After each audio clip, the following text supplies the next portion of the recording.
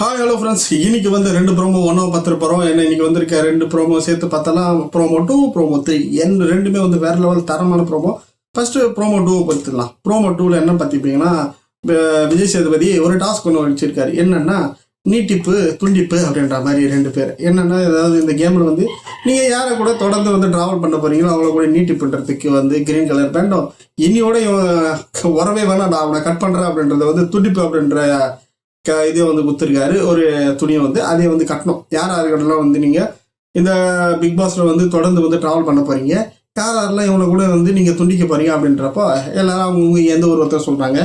விக்ரமெல்லாம் ஏந்து போயிட்டு பார்வதியை போயிட்டு தயவு செஞ்சு, அதாவது இந்த வீட்டில் கூட தெரியாதனமாக கூட இவங்களை கூட சேர்ந்து நான் ஆடக்கூடாது கேமை அப்படின்றத தெளிவாக இருக்கா அப்படின்னு சொல்லிட்டு இவங்களை கூட ஆடக்கூடாது துண்டிப்பு அப்படின்றத போட்டு கட்டினாரு. சேர்ந்து ஆடுறது யாரை கூட கட்டினாரு தெரியல. நம்மளுக்கு ப்ரோமோவில் வந்ததை பார்க்கலாம். அடுத்து ரம்யா பார்த்தீங்கன்னா, எனக்குன்னு யாருன்னா ஒருத்தங்க இருக்கணும், அவங்க இருந்தால் தான் நான் வந்து இந்த வீட்டில் கொஞ்சம் சர்வை பண்ண முடியும் அப்படின்ட்டு பார்வதியை சொல்கிறாங்க. எனக்கு ஒன்றும் புரியல. பார்வதியை கூட சேர்ந்து ரம்யா ட்ராவல் பண்ணுறாங்களா?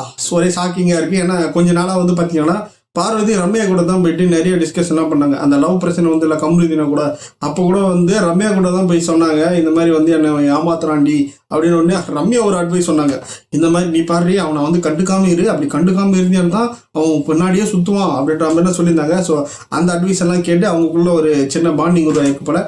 அதை தான் வந்து இங்கே வந்து சொல்கிறாங்க, ரம்யா நான் வந்து இவங்களை கூட நீடிப்பு இருக்கும் அப்படின்னு சொல்லிட்டு அந்த கிரீன் கலர் பேண்ட் எடுத்து போயிட்டு அவங்க கையில் காட்டுறாங்க. அப்புறம் விஜய் பார்வதி வந்து இந்த வாரம் கண்டிப்பாக வந்து யாரை சொல்லுவாங்க நம்மளுக்கே தெரியும். ஏன்னா எஃப்ஜே தான் வந்து முதுகிலே ஒரு குத்திட்டான். ஸோ அதனால வந்து எஃப்ஜே கூட வந்து நான் சேர்ந்து ஆடக்கூடாது அப்படின்றத வந்து அவங்க தெரிஞ்சு நல்லா தெளிவாக புரிஞ்சுக்கின்னு இவனை கூட வந்து சேர்ந்து ஆடக்கூடாது, கூட துண்டிப்பு அப்படின்ற மாதிரி சொல்லி அவங்ககிட்ட போயிட்டு அந்த ரெட் கலர் பேண்ட் வந்து கட்டுறாங்க. அடுத்ததாக வந்து பார்த்துட்டு பிரச்சனை வந்து சொல்கிறேன்.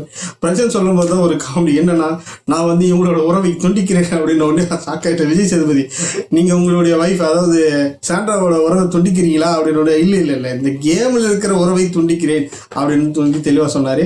ஏன்னா அங்கே கொஞ்சம் ஃபன்னாக போச்சு. பரவாயில்ல. இன்னைக்கு வந்து பார்த்தீங்கன்னா இந்த வீட்டுக்குள்ளே இப்போ வந்திருக்க ப்ரோமோ செகண்ட் ப்ரோமோ எவ்வளோதாங்க. என்னன்னா இந்த நீட்டிப்பு துண்டிப்பு அப்படின்றத பற்றி 10 பேர் கேட்டிருக்காங்க. எனக்கு என்ன தெரியுதுன்னா, பிக் பாஸில் இன்னும் வந்து அண்டர்ஸ்டாண்ட் ஆகணும் அப்படின்றதுக்காக தான் இந்த டாஸ்க் வச்சுருப்பாங்க. ஏன்னா இந்த கேமில் வந்து எனக்கு யாருமே தேவையில்லை அப்படின்னு சொல்லிட்டு இந்த கேம் ஆடணும். அதான் வந்து இண்டிவிஜுவல் கேமு, இந்த பிக் பாஸோட கேம். ஆனால் இவங்க எல்லாருமே வந்து எங்களுக்கு ஒன்றுமும் ஒரு ஆள் வேணும் அப்படின்னு இவங்களுக்கு தேவைப்படுது அப்படின்றத காட்டுறாங்க. ஸோ அதுதான் வந்து அவர் நீங்கள் இப்படி தான் ஆடி நிற்கிறீங்க அப்படின்றத இன்னும் தெளிவுபடுத்த வந்து இந்த பேண்ட் வந்து கொடுத்துருக்காங்க. ஸோ அதை வாங்கணும் வந்து எனக்கு வந்து இந்த வீட்டில் வந்து யாரை கூட சேர்ந்து ஆட எனக்கு விருப்பம் இல்லை, நான் துண்டிப்பு மட்டும் பண்ணுறேன் அப்படின்ற மாதிரி பண்ணியிருக்கலாம். ஸோ அதை எத்தனை பேர் பண்ணாங்கன்னு தெரியல, நம்ம இன்னைக்கு எபிசோட்லேருந்து தெரியும். ஸோ அதுக்காக தான் இந்த இதுவே கொடுத்துருப்பாங்க, இந்த டாஸ்க்கை வந்து கொடுத்துருப்பாரு. ஏன்னா இவங்க உள்ள இருக்கிறவங்க எல்லாருமே வந்து ஆளாளுக்கு ஒரு டீமோ ஆளாளுக்கு ஒரு ஆளை பிடிச்சிங்கன்னு ஜோடியாக சுற்றுறதும் கும்பலும் சுற்றுறது தான் போயிருக்குது. இன்னும் இண்டிவிஜுவல் கேம் வரவே இல்லை. யாருமே வந்து இண்டிவிஜுவலாக கேமே ஆடலை. ஸோ அதனால் வந்து அதை அண்டர்ஸ்டாண்ட் பண்ணணுன்றதுக்காக இந்த டாஸ்க் கொடுத்துருக்காங்க. அடுத்து நம்ம தேர்ட் ப்ரோமோ போயிடுவோம். தேர்ட் ப்ரோமோ இன்னைக்கு வேற லெவல் தரமான சம்பவம். தேர்ட் ப்ரோமோவில் நம்ம எல்லாமே ஆதிரி வந்து வருவாங்களா கேட்டால் தேர்ட் ப்ரோமோவில் அவங்களே போட்டாங்க. இந்தாங்களா ஆதிரியை வந்துட்டாங்க பாருங்கடா அப்படின்னு சொல்லிட்டு அவங்களே தேர்ட் ப்ரோமோ அனுப்பிவிட்டு ஆதிரியை உள்ள என்ட்ரி கொடுக்குறாங்க. உள்ள ஆதிரியை வந்த உடனே அப்படியே ஷாக்கு. மொத்த பேருக்கும் ஷாக் இருந்தது. 2 பேருக்கு மூச்சில் அப்படியே மரண பீதி தெரிஞ்சுதுங்க என் கண்ணுக்குள்ள அப்படின்ற மாதிரி. அவங்க 2 பேரும் சும்மா பயந்து நடிகை இருந்ததை நம்ம பார்க்க முடியுது. யாருன்னா எஃப்ஜே வேணாம், இவங்க 2 பேரும் ஆதிரியை வரதை வந்து ரொம்ப தவிர்த்தாங்க அப்படின்னு சொல்லலாம். ஏன்னா அவங்க வந்து ரொம்ப பயத்தோடு இருக்கிறாங்க. இப்போ ஆதிரியை உள்ள வந்து என்ன பண்ண போகிறாளோ, இவன் வந்து நம்மளை வச்சு செய்ய போகிறா அப்படின்றத வந்து எஃப்ஜேக்கு தெரிஞ்சு போச்சு. அதே போல் வியன்னாவும் வந்து பயத்தோடு தான் இருக்கிறாங்க.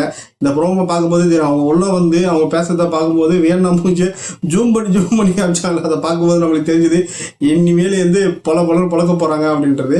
அதுக்கப்புறம் வந்து விஜய் பார்வதி போயிட்டு அவங்க ஆதிரியை கிட்ட பேசியிருந்தாங்க. லாஸ்ட்டாக வந்து ஆதிரியும் விஜய் பார்வதி ஓரளவுக்கு அண்டர்ஸ்டாண்ட் ஆனாங்க. ஸோ அதனால் வந்து அவங்க 2 பேரும் சேர்ந்து பேசினாங்க. அதுக்கப்புறம் உள்ள இப்போ என்ட்ரி வந்து தொட்டு கேமு இனிமேல் சூப்பராக தரமாக சேஞ்ச் ஆகும். அதுக்காக நானும் வெயிட் பண்ணுறேன். அடுத்து இந்த மாதிரி பிக் பாஸோட லைவ் அப்டேட்டில் உங்களுக்கு என்ன மாதிரி காணும் சேனல் சப்ஸ்கிரைப் பண்ணி வச்சுக்க. அடுத்த ஒரு சூப்பர் வீடியோவில் உங்களை வந்து பார்க்குறேன்.